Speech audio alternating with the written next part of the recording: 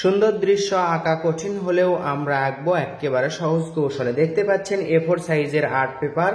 এরপর আমরা এটা কিনে নিলাম, বড় স্কেল নিলাম। স্কেল নিয়ে আমরা দুইটা দাগ টানবো। এই যে একটা দাগ টানলাম, এরপর আরেকটা দাগ টানলাম, এটা হালকা করে টানলাম। এবার দেখুন কৌশলে আমরা একটি এম আঁকবো, ইংরেজি অক্ষর এম। এইভাবে করে ত্রিভুজের মতো করে আরেকটা ত্রিভুজ, এইটা হচ্ছে এম এর শেপ, ইংরেজি অক্ষর এম এর মতো। দেখুন, খেয়াল করুন। এবার এখান থেকে এটা ডাবল করে দিব, এখান থেকে এটাও ডাবল করে দিব, এটার সাথে এটা লেগে দিব, এটার সাথে এটা লেগে দিলাম, একেবারে লাগায় আছে।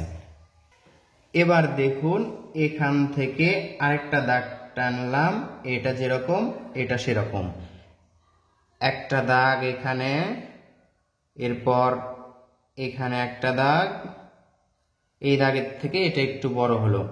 আবার এই দাগটা হবে এটার এটার সমান, আবার এই দাগটা হবে এই দাগের সমান, আবার এই দাগটা হবে এটার সমান। তাহলে মাঝেরটা শুধু বড় থাকলো, এটা এটা বড় থাকলো।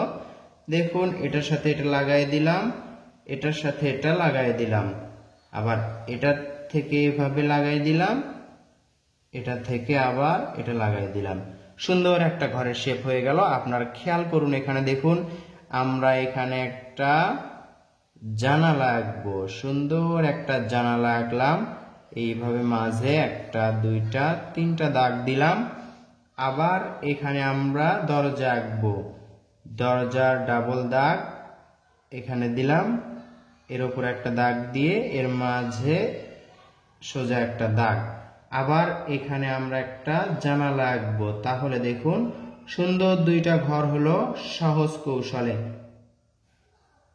এগুলো হচ্ছে জানালার শিক।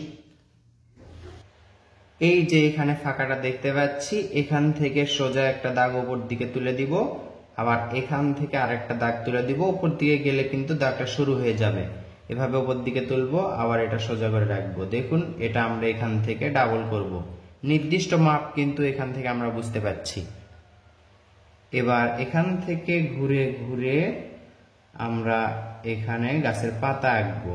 দেখুন এইভাবে ঘরের একটু উপর দিয়ে সুন্দর করে একটা গাছ আঁকলাম। এই যে দুইটা দাগ, এটা আমরা এভাবে মিলে দিব। গাছের শিকড় এভাবে দিতে হয়, এইভাবে। এই তো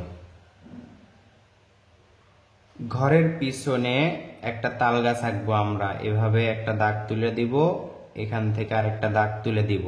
দুইটা দাগ দেওয়ার পর দেখুন এইভাবে উপর থেকে এভাবে, এই তো এটা এখন এইভাবে জিগজ্যাগ করে এটার সাথে লেগে দিব।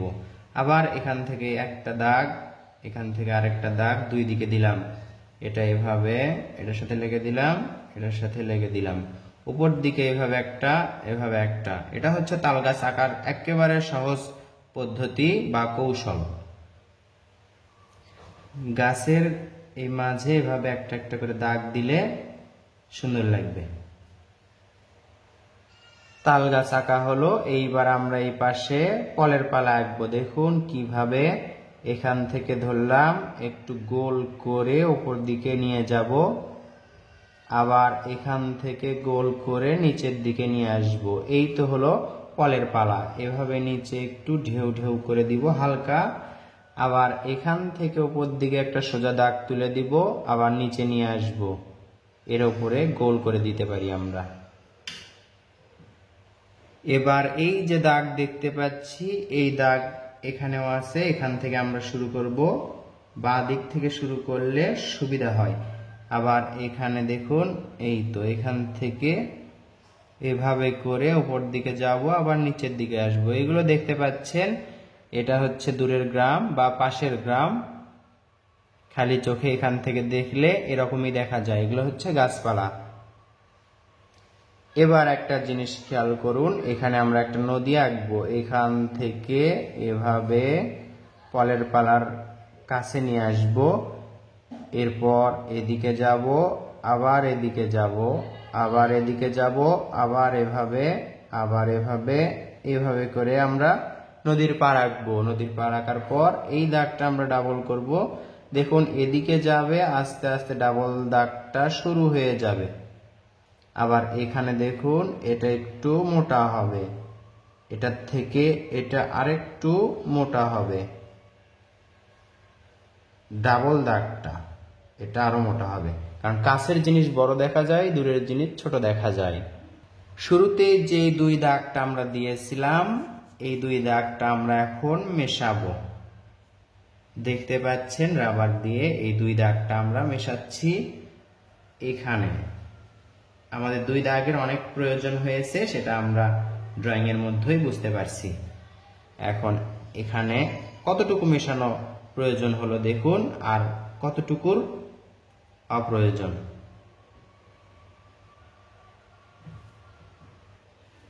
এই পাশে আমরা দেখুন, এই তো নদীর এই পাড়ের পাশে এভাবে করে দাগ দিব। এটা দেখে পানি মনে হবে, পানির দাগ দিব। এই পাড় থেকে এভাবে দাগ, পেন্সিলটা ধরে এভাবে ছেড়ে দিব। দেখুন এভাবে কোনোটা ছোট করব, কোনোটা বড় করব, কোনোটা ছোট বড়, এভাবে করে দাগ দিলে পানির মতো লাগবে দেখতে। নদীতে আমরা বেশি কিছু আঁকবো না, আঁকলে কঠিন হয়ে যাবে। আঁকলে সুন্দর লাগবে, কিন্তু অনেকের জন্য আঁকা কঠিন হয়ে যাবে। সহজ দৃশ্য আমরা কিভাবে সুন্দর করতে পারি, এটাই আমাদের লক্ষ্য। এই যে ফলের পালা, এগুলোতে যদি আমরা এভাবে দাগ দিই তাহলে কিন্তু সুন্দর লাগবে। দেখুন এই দাগগুলো দেওয়া অনেক সহজ। একটু বাঁকা করে ফলের পালার যে ভাঁজটা আছে, এই ভাঁজ করেই আমরা দাগটা দিব, তাহলে সুন্দর হবে। এই তো এদিকে আবার এই যে তাল গাছের পাতার থেকে এভাবে করে আমরা দাগ দিব।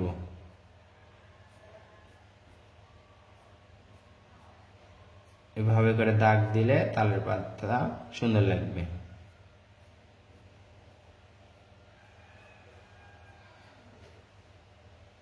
এই যে এই পাশে ফাঁকা দেখতে পাচ্ছি, এখানে এই তো যেহেতু ফলের পালা আছে, তাহলে গরু থাকার কথা।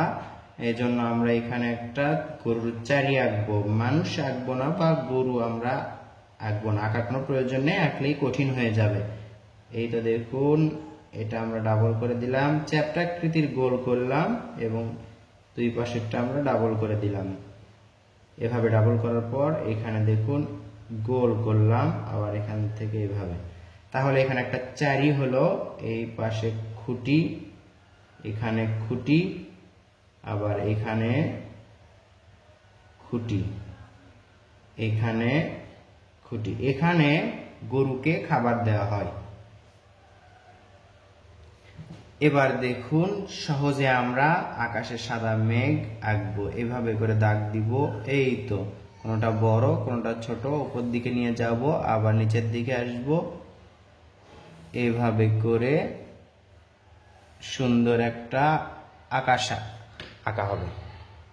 তো বন্ধুরা, সুন্দর একটা পরিপাটি গ্রামের দৃশ্য আঁকা হলো। এখানে যদি একটা সূর্য আঁকা হয় তাহলে কিন্তু খারাপ লাগে না। গোল করে আমরা সূর্য করলাম, এখানে একটা ছোট করছি, একটা বড় করছি, এভাবে সূর্য রশ্মি দিলে সুন্দর লাগবে, যেহেতু পুরোটাই আঁকা।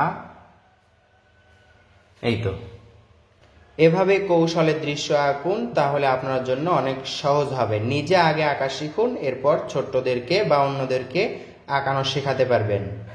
যারা আমাদের সাথে আছেন এবং নিয়মিত আমাদের ভিডিও দেখতে থাকেন, তাদেরকে অসংখ্য ধন্যবাদ। দৃশ্যতে চাইলে আপনি ইচ্ছা মতো রং করতে পারেন। আমার থেকে যদি রং করা দেখতে চান তাহলে দেখতে এরকম লাগবে। কষ্ট করে হলেও কমেন্ট করে জানাবেন যে ভিডিওটি দেখতে আপনার কেমন লাগলো। আশা করছি আপনার কাছ থেকে ভিডিওতে লাইক পাবো। ধন্যবাদ সবাইকে। আসসালামু আলাইকুম।